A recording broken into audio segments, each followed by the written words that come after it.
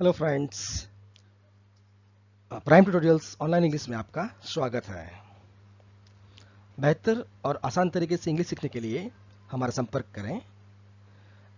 आप spoken English, grammar, standard 9 to 12 का English, first language, second language हमारे पास सीख सकते हैं, और वो भी लाइव क्लासेस में।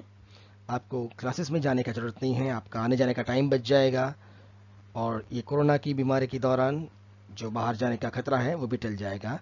तो अभी आप अपने घर पे बैठे ही इंग्लिश सीख सकते हैं। इसके लिए आप हमारा संपर्क कर सकते हैं। कॉन्टैक्ट नंबर है 8866520620। आज हम सीखने वाले हैं प्रेपोजिशंस के बारे में। Now what is this preposition? Preposition is a word used before a noun or pronoun to show place, time, direction, etc. जब ये शब्द को हम बोलते हैं preposition, वो दो शब्दों से बना है, pre and position. Pre plus position, pre means before and we know the meaning of position. But when we read this one word, we say preposition, not pre and not po. It is pre and pa, preposition. तो कैसा शब्द जो है, जो noun या pronoun के आगे हम प्लेस के लिए, टाइम के लिए, या कोई दिशा दिखाने के लिए, डायरेक्शन दिखाने के लिए यूज कर सकते हैं।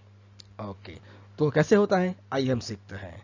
सबसे पहले प्लेस के बारे में यूज होने वाले प्रपोजिशन सीखेंगे हम।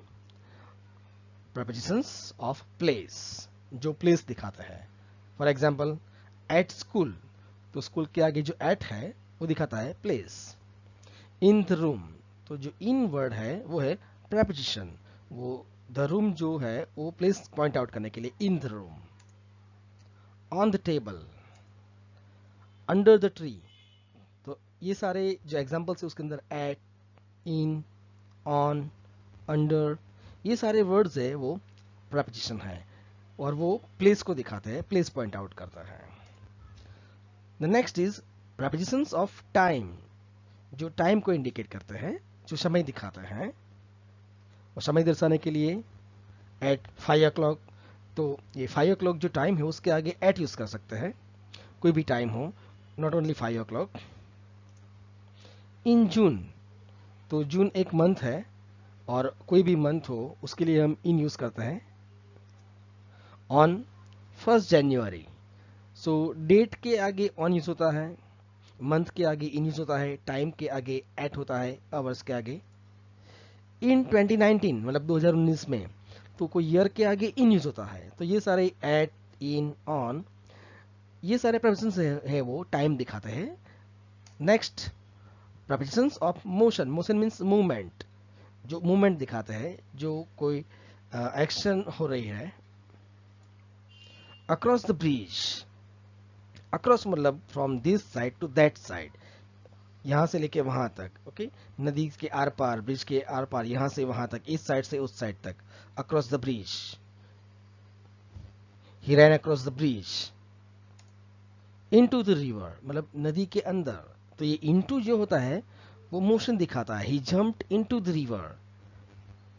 The teacher entered into the classroom, so into mostly shows the motion, the movement. Along the road मतलब रोड के साथ साथ, along the road, we were walking along the road. So हम ये along जो है, across है, into है, they all show the motion, the movement. They are not talking about place or time, they talk about motion. Okay, now simple prepositions, जो prepositions only one word होते हैं उनको बोलते हैं simple prepositions. For example, at, in, on, with, etc.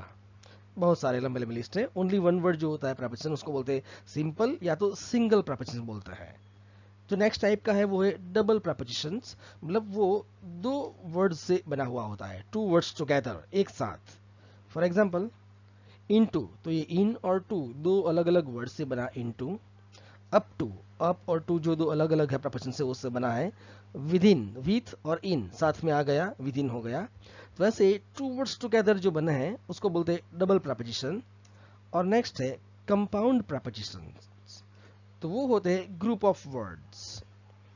For example, in front of, तो इसमें 3 words है, इन, front, of, ये 3 वर्ड्स का ग्रुप है, लेकिन ये it is only one preposition, on behalf of.